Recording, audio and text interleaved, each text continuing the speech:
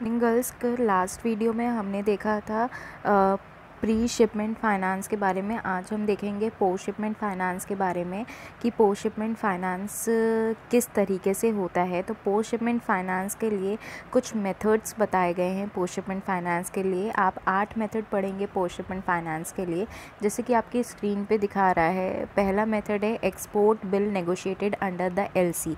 LC is the letter of credit, और इसमें क्या बोला गया है कि आप इस कंडीशन में जब आपके पास लेटर ऑफ क्रेडिट होता है, उस लेटर ऑफ क्रेडिट को आप बैंक के पास जाके नेगोशिएट करा सकते हो, और बैंक उसके बदले में आपको क्या दे सकता है, फाइनेंस दे सकता है। और इस तरीके से आपको पोस्ट शिपमेंट फाइनेंस अवेल होता है। नेक्स्ट है purchase document of export bill.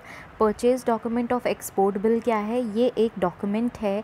Export bill basically बहुत इंपॉर्टेंट डॉक्यूमेंट है वाइल मेकिंग एन एक्सपोर्ट करते टाइम एक्सपोर्ट बिल बहुत इंपॉर्टेंट है, क्योंकि एक्सपोर्ट बिल एक आपका बेसिस है जिसके on the basis of which आपका पूरा एक्सपोर्ट कैरीड होता है। तो ये बात बोली गई है। बहुत बार जो एक्सपोर्ट बिल होता है वो एलसी मतलब लेटर ऑफ क्रेडिट, जो कि आप पहले पढ़ चुके हैं, उसके अंदर आता है। और कभी कभार एक्सपोर्ट जो बिल ऑफ एक्सपोर्ट है वो अलग आता है। जब बिल ऑफ एक्सपोर्ट अलग होता है तब आप with the help of bill of export आप ये बिल ऑफ एक्सपोर्ट को बैंक में प्रेजेंट कर सकते हो। बैंक इस बिल ऑफ एक्सपोर्ट को या तो ख़रीद लेता है या इसके बेसिस पे आपको डिस्काउंट कर देता है पोस्ट शिपमेंट फाइनेंस। नेक्स्ट है advance against bill send for collection. बहुत बार ऐसा भी होता है कि कुछ बिल्स आते हैं और उन बिल्स के बेसिस पे आपको पोस्ट शिपमेंट फाइनेंस दे देता है बैंक आपको इसके लिए डिस्काउंट बैंक आपको इसके बेसिस पे आपको फाइनेंस देता है। नेक्स्ट है advance settlement advance against merchandise Saint on consignment basis. Since आपको पता है कि कंसाइनमेंट बेसिस एक तरीका है एक्सपोर्ट करने का। कंसाइनमेंट बेसिस में हम करते क्या है कि जो एक एक्सपोर्टर होता है वो अपना सामान एक कंसाइनमेंट के थ्रू सेल करता है अदर कंट्री में। इसमें क्या होता है, जो ये कंसाइनमेंट वाली पार्टी होती है वो क्या होती है, उस कंट्री में सेटअप होती है जहाँ पर हमें अपना सामान क्या करना है, जिस कंट्री में हमें अपने सामान को सेल करना है। तो on the basis of consignment क्या होता है कि हम अपना सामान उस कंट्री में भेज देते हैं, और जो कंसाइनमेंट कंपनी है या जो बीच में लोग हैं कंसाइनमेंट के, वो क्या करते हैं, हमारे सामान को वहाँ सेल करते हैं। बट कंसाइनमेंट में होता क्या है, जो आपको पेमेंट मिलेगा वो at the end of the sale मिलेगा। तो यहाँ पर आपको क्या होता है, यहाँ पर आपको एक डॉक्यूमेंट इशू होता है। इस कंडीशन में क्या होता है, जब इस तरह की कंडीशन होती है तो जो ओवरसी ब्रांच होती है एक्सपोर्टर की, वो क्या करती है, आपको ट्रस्ट वर्दीनेस के हिसाब से या ट्रस्ट रिसिप्ट के हिसाब से आपको क्या दे देती है, फाइनेंस। एक उस बेसिस पे भी देती हो, दूसरी बात है आपके कंसाइनमेंट के बेसिस पे भी आपको फाइनेंस पोस्ट शिपमेंट फाइनेंस दे सकती है। Advance against duty drawback. Government हमारी इंडिया की जिस ड्यूटी ड्रॉबैक का एक कॉन्सेप्ट है, जो कि आप पहले पढ़ चुके हैं, ड्यूटी ड्रॉबैक का कॉन्सेप्ट। सो उस कॉन्सेप्ट के बेसिस पे भी आपको पोस्ट शिपमेंट फाइनेंस देती है। जैसे कि आपको पता है कि ये ड्यूटी ड्रॉबैक का जो कॉन्सेप्ट है वो सरकार का कॉन्सेप्ट है। यहाँ लिखा भी है, the government of India extend certain incentives to the exporter such as the duty drawback. Such incentive are released only after the shipment of the goods and the receipt of export proceed. Bank provide pre-shipment as well as post-shipment finance. तो duty drawback के basis पे भी आपको post shipment finance मिल सकता है। जैसे कि आपको पता है कि ड्यूटी ड्रॉबैक एक फैसिलिटी है गवर्नमेंट की, थ्रू विच सरकार चाहती है कि ज़्यादा से ज़्यादा एक्सपोर्ट हो हमारी कंट्री में। तो उसी के लिए गवर्नमेंट इसके बेसिस से आपको प्री शिपमेंट और पोस्ट शिपमेंट फाइनेंस दोनों ही प्रोवाइड करती है। फिर देखते हैं एडवांस अगेंस्ट अनड्रॉन बैलेंसेस। अनड्रॉन बैलेंसेस वो हिस्सा है एक्सपोर्टर के अमाउंट का जो एक्सपोर्टर उसको विड्रॉ नहीं करता है।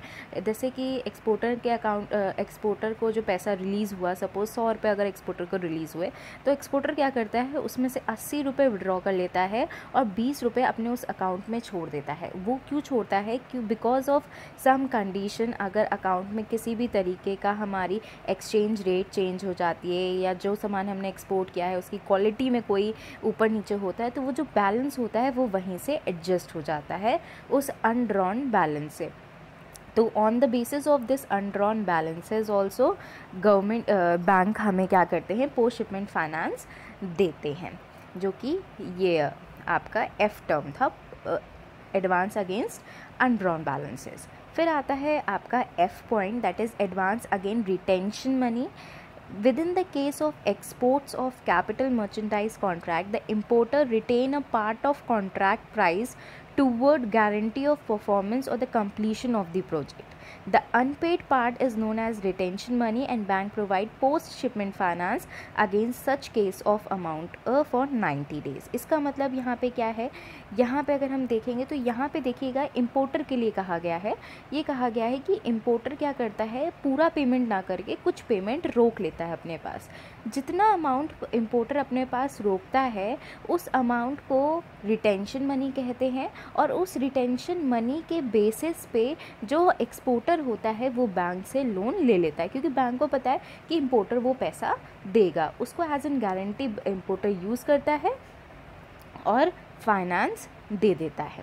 फिर नेक्स्ट है एच। एच में क्या है, advance against delayed payment. Delayed payment का मतलब क्या है कि बहुत बार ऐसा होता है कि आधा पेमेंट पहले कर दिया जाता है और फिर बाकी का जो पेमेंट बचा होता है, जैसे 50 रुपीज़ बाकी हैं पेमेंट के, तो उसके लिए ये कह दिया गया है कि इंस्टॉलमेंट हो जाएंगी, हर मंथ हम आपको 10 रुपये दे के 50 रुपीज़ को कंप्लीट कर देंगे। That will be termed as delayed payment. Just in case of export of capital merchandise,